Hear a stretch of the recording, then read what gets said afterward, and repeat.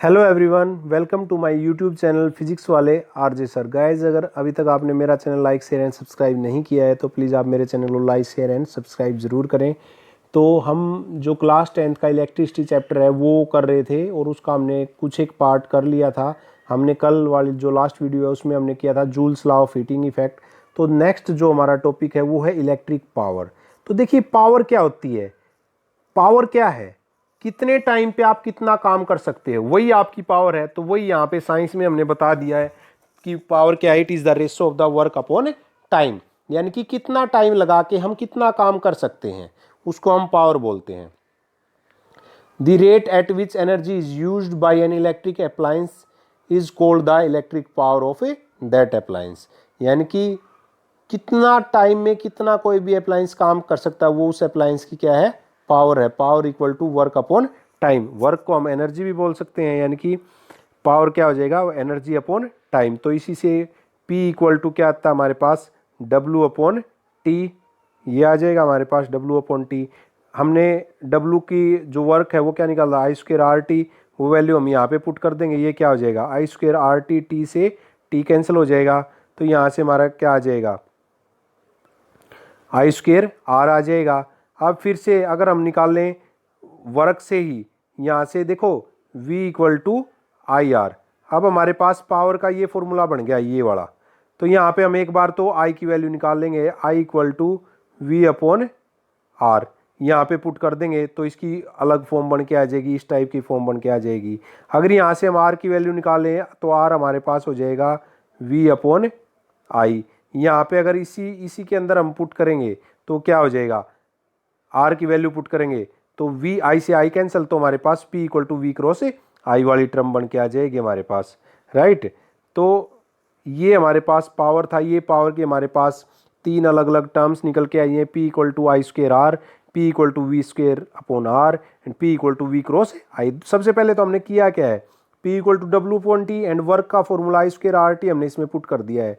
तो P equal to I square R T upon T हो गया है, टी से टी कैंसिल हो गया है। अब हमारे पास क्या बचा है, P equal to I square R.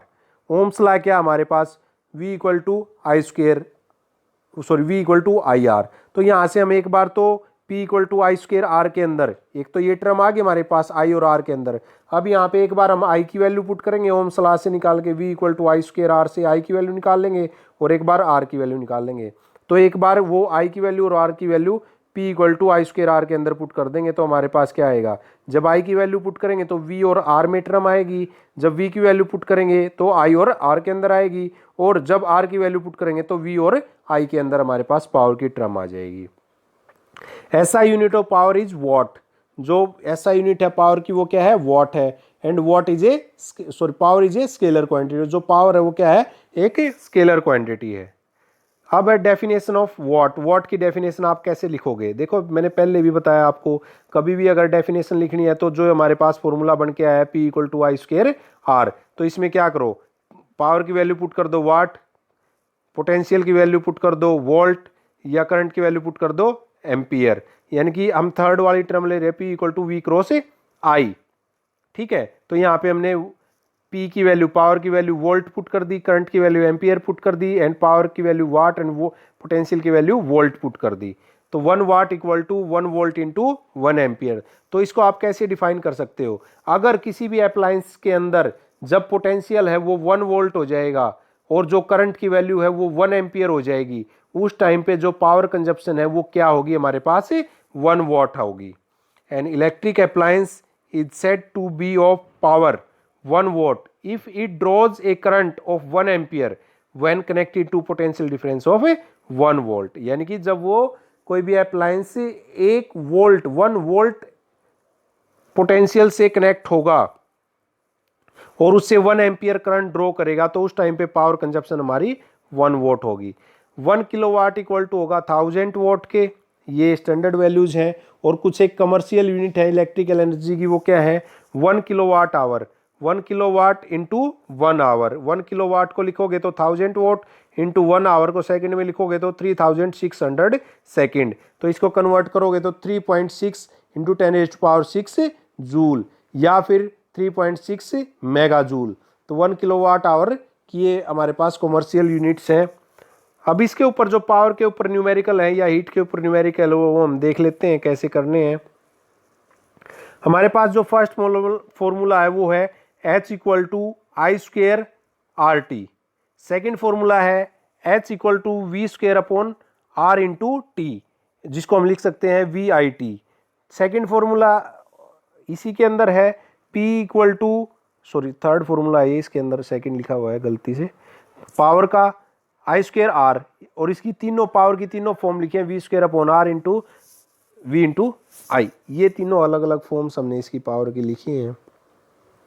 तो देखिए फर्स्ट न्यूमेरिकल बोलता है a current of 1 ampere is pass through a resistor of resistance 20 ohm for 1 minute, find the heat produce in the resistor. देखो आपके पास करंट दिया है 1 एम्पियर, रेजिस्टेंस दिया है 20 ओम एंड टाइम दिया है, तो ऑब्वियस सी बात है हीट फाइंड आउट करनी है।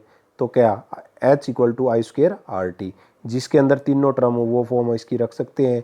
आई की वैल्यू 1 इसका स्क्वायर इंटू 20 इंटू 60, तो हीट क्या आ जाएगी हमारे पास 1200 जूल आ जाएगी। ऐसे ही नेक्स्ट न्यूमेरिकल है, रेजिस्टेंस की वैल्यू दी है, पोटेंशियल की वैल्यू दी है एंड टाइम की वैल्यू दी है। तो हीट का वो फॉर्मूला रख देंगे जहाँ पे पोटेंशियल हो, रेजिस्टेंस हो एंड टाइम हो, उसको कैलकुलेट कर देंगे। कैलकुलेट करने के बाद जो आएगा हमारे पास वही आ जाएगा। तो ये भी सिंपल ही हमारा सेकेंड न्यूमेरिकल जो है।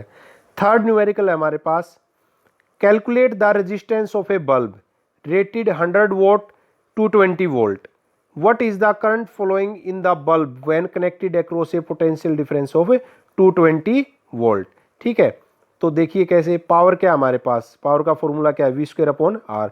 हमारे पास वी दिया है और पावर दी है, तो यहाँ से हम क्या करेंगे आर निकाल लेंगे। पावर कितनी है हमारे पास 100 है और पोटेंशियल कितना है 220 वोल्ट है, तो वो वैल्यू पुट कर देंगे 220 का स्क्वायर अपॉन 100, वो आ जाएगा 484 ओम्स। अब वहाँ से हमारे को पोटेंशियल ड्रॉ करना है, तो V equal to I R, I की वैल्यू निकाल लेंगे V अपॉन आर से। V कितना दिया है यहाँ पे 220 वोल्ट, आर की वैल्यू हमने निकाल ही ली कितनी 484, तो यहाँ से करंट क्या आ जाएगा 0.45। अब पावर का क्या फॉर्मूला है V क्रॉस I, तो यहाँ से करंट निकाल लेंगे P upon V 100 upon 220 volt, तो यहाँ से हमारे पास करंट की वैल्यू आ जाएगी। दो तरीके से यहाँ से करंट की वैल्यू निकाल रखी है, दोनों सेम ही आ रहे हैं, कोई ज़्यादा कॉम्प्लेक्स है नहीं। हमने रेजिस्टेंस की वैल्यू देखो हमारे पास, इसने क्या बोला, इसने एक बोला था कि बल्ब है कोई जो 100 वाट का है 220 वोल्ट के ऊपर। ठीक है, what is the current following in the bulb when connected across A potential difference of 220 volt. तो अगर वो 220 वोल्ट के ऊपर अप्लाई कर दिया जाए पोटेंशियल, तो वो कितना करंट कंज्यूम करेगा वो बताना था। तो यहाँ पे देखो हमारे को गिवन था पावर और पोटेंशियल, तो वहाँ से P equal to V upon R से हमने रेजिस्टेंस निकाल लिया, फिर ओम्स लॉ से पोटेंशियल गिवन, आर की वैल्यू हमने निकाल ली, आई की वैल्यू निकाल देंगे। सिंपल है, ज़्यादा कुछ करने की जरूरत है ही नहीं। नेक्स्ट फिर है a current of 0.45 ampere flowing in a resistor dissipate 100 joule of energy in 1 second, calculate the resistance of resistor. देखो इसने क्या बोला है, करंट फॉलो करा रजिस्टर के अंदर 0.45 एम्पियर, ठीक है, और एनर्जी कंज्यूम कर रहा है वो 100 जूल 1 सेकेंड के अंदर। तो रेजिस्टेंस कैलकुलेट करना है, एनर्जी दी है देखो यहाँ पे 100 जूल 1 सेकेंड के अंदर, means power they the 100 what. ठीक है, एनर्जी वही तो है, वर्क अपॉन टाइम, यहाँ पे क्या दे दिया work 100 joule upon time 1 second के अंदर। तो बेसिकली ये क्या होगी पावर होगी, पावर क्या 100 वोट, करंट दे दिया कितना 0.45 एम्पियर। अब क्या निकालनी है, रेजिस्टेंस निकालना है। तो हमारे पास सबसे पहले तो हम क्या करेंगे, पावर का फॉर्मूला हमारे पास आई स्क्वेयर आर, अब यहाँ पे करंट भी दिया और पावर भी दिया, तो यहाँ से आर की वैल्यू निकाल लेंगे, R equal to P upon I square, जो आएगा वो आ जाएगा हमारे पास। नेक्स्ट ये फिफ्थ न्यूमेरिकल है भाई, ये आपको खुद से ट्राई करना, इसमें ज़्यादा कुछ है नहीं। ठीक है, ये देख लेना एक बार करके, अगर नहीं होता है तो फिर मैं आपको बता दूंगा, ये बहुत बार आ जाता है। अब भाई ये आपके एक्सरसाइज के न्यूमेरिकल्स हैं। Will current flow more easily through a thick wire और a thin wire of the same material when connected to same source why. इसने क्या बोला है कि एक थिक वायर है और एक थिन वायर है, क्या उनके अंदर सेम करंट फ्लो करेगा। ठीक है, और करेगा तो क्यों करेगा, ये चीज़ पूछी है इसने, और वो मटेरियल सेम मटेरियल की वो वायर बनी हुई है। तो सबसे पहले पास हमारे पास Ohm's law V equal to I R. ठीक है, तो R की वैल्यू हम पुट कर देंगे, रहो L अपॉन ए, तो यहाँ से I क्या हो जाएगा हमारे पास, आई की वैल्यू अगर निकालें तो ये रहो एल क्या हो जाएगा, पोटेंशियल की साइड में चला जाएगा, यानी कि जो ये वाली टर्म है ये इधर पोटेंशियल के साथ चली जाएगी, तो ये हो जाएगा V A upon rho L हो जाएगा हमारे पास। Here material is same and V is same if length of two wire is same then current directly proportional किसके, एरिया के। देन अगर thick wire means more area of cross section hence more current, thus current flows easily through a thick wire. अब देखो ये वाली जो term आई है, करंट डायरेक्टली प्रोपोर्शनल किसके, एरिया के। पोटेंशियल भी यहाँ पे सेम है, लेंथ भी यहाँ पे सेम है, केवल एरिया चेंज हो रहा है थिक और थिन, ठीक है। तो एरिया चेंज हो रहा है तो अगर एरिया बढ़ रहा है तो करंट भी बढ़ेगा और घट रहा है तो करंट भी घटेगा, ये डायरेक्टली प्रोपोर्शनल है। तो ज्यादा थिक वायर में ज्यादा करंट होगा और कम में कम होगा। नेक्स्ट है why are coils of electric toaster and electric iron made up of alloy rather than a pure metal.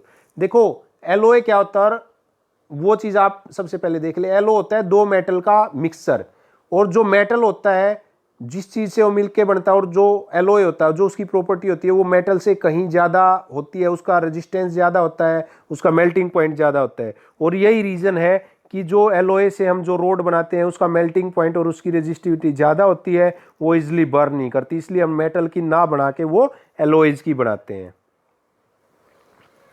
ये क्वेश्चन थर्ड भाई रेजिस्टेंस के ऊपर है। रेजिस्टेंस के ऊपर हमने काफ़ी सारे न्यूमेरिकल कर रखे हैं, ये आपको खुद से प्रैक्टिस करना और ट्राई करके देख लेना है। नेक्स्ट है why does the cord of an electric heater not glow while the heating element does. जो रोड होती हैं उसकी जो सिरे पे जो मेटल लगा होता है वो ग्लो नहीं करता, बट बीच से वो ग्लो करती है, ऐसा क्यों। The cord has copper wiring which has extremely small resistance whereas the heating element is made up of material which has higher resistance like magnesium and constant. तो इसने क्या पूछा था, इसने यही पूछा था जो इलेक्ट्रिक हीटर है why does the cord of an electric heater do not glow, glow नहीं करती। देखो यही इसने बताया, the cord has copper wiring, जो कोर्ड होती है वो कॉपर वायरिंग होती है, ठीक है। Which has extremely small resistance, जिनका रेजिस्टेंस क्या होता है, स्मॉल होता है, ठीक है। इसी वजह से क्या है, जो मटेरियल हम यूज करते हैं हीटिंग एलिमेंट का उसमें उनका रेजिस्टेंस बहुत ज़्यादा होता है जिससे वो ग्लो करती हैं, बट कोर्ड है जो वो ग्लो नहीं करती हैं। फिफ्थ क्वेश्चन है हमारे पास, compute the heat generated while transferring 9600 coulomb of charge in 1 hour through a potential difference of 5 volt. देखो यहाँ पे क्यू की वैल्यू दे दी कितनी, 9600 दिए, यहाँ पे भाई ये करेक्शन कर लेना है, यहाँ पे 96,000 है, ठीक है। तो आपको 96,000 के हिसाब से ही करना है, और V पोटेंशियल दे दिया 50 वोल्ट। तो हमारे पास हमने एक फॉर्मूला पढ़ा था V इक्वल टू W/Q। तो हमारे पास अब ये क्वांटिटी दी है और ये क्वांटिटी दी है, तो इसको इधर ले जाएंगे तो यहाँ से हमारे पास वर्क की वैल्यू निकल आएगी, सिंपल है बिल्कुल। ये है भाई एक्सरसाइज के क्वेश्चन है, जो इलेक्ट्रिसिटी का चैप्टर है उसके बैक एक्सरसाइज एनसीईआरटी की जो है मेन से जो क्वेश्चन है वो है यहाँ पे, how is voltmeter connected in the circuit to measure the potential difference between 2 point. तो मैंने पहले ही बता रखा है, पोटेंशियल मीटर जो वोल्ट मीटर रहता है वो पैरेलल में कनेक्ट होता है, और जो एमीटर रहता है वो सीरीज के अंदर कनेक्ट होता है, तो इसमें कुछ है नहीं। ये न्यूमेरिकल बहुत इंपॉर्टेंट है भाई, बहुत ज़्यादा इंपॉर्टेंट है, और ये थोड़ा लेंथी भी है, सीबीएसई के पैटर्न से तो बहुत ज़्यादा इंपॉर्टेंट है, और ये आपको खुद से ट्राई करना है, इसमें कोई वो नहीं है, ठीक है, ज़्यादा कॉम्प्लेक्स भी नहीं है, ये भी आपको खुद से ट्राई करना है। इलेक्ट्रिक पावर वाला अगर नहीं होता है तो मेरे से आप समझ सकते हो, ठीक है। तो ये रेजिस्टेंस वाले हमने कर ही रखे हैं। तो ये एक्सरसाइज के क्वेश्चन है, मैं आपको वीडियो में सेंड कर देता हूँ, ठीक है, और आपको ये खुद से ट्राई कर लेना है, सॉल्यूशन मैंने आपको भेज दिया है, ठीक है। तो ये ज़्यादा कुछ है नहीं इसके अंदर, ये सारी चीज़ें हमने पहले पढ़ ली हैं। देखो यहाँ पे वही क्वेश्चन फिर से आ गया कि टंगस्टन का क्यों बना होता है वो फिलामेंट, क्योंकि उसका मेल्टिंग पॉइंट बहुत ज़्यादा होता है, इसीलिए वो टंगस्टन का बना होता है, ठीक है। तो ये ही थे भाई हमारे पास, ये ओवर हो चुका है ये चैप्टर आज इस वीडियो के अंदर, ठीक है। तो ये हमारे पास बैक एक्सरसाइज थी, ये आपको खुद से ट्राई कर लेने हैं ये क्वेश्चन, अगर ना समझ में आए तो पूछ लेना है, राइट गाइज। तो गाइज अगर अभी तक आपने मेरा channel like share and subscribe नहीं किया है तो प्लीज़ आप मेरे चैनल को लाइक शेयर एंड सब्सक्राइब ज़रूर करें, ताकि आपको कंटिन्यू अपडेट्स मिलती रहें। तो थैंक यू गाइज।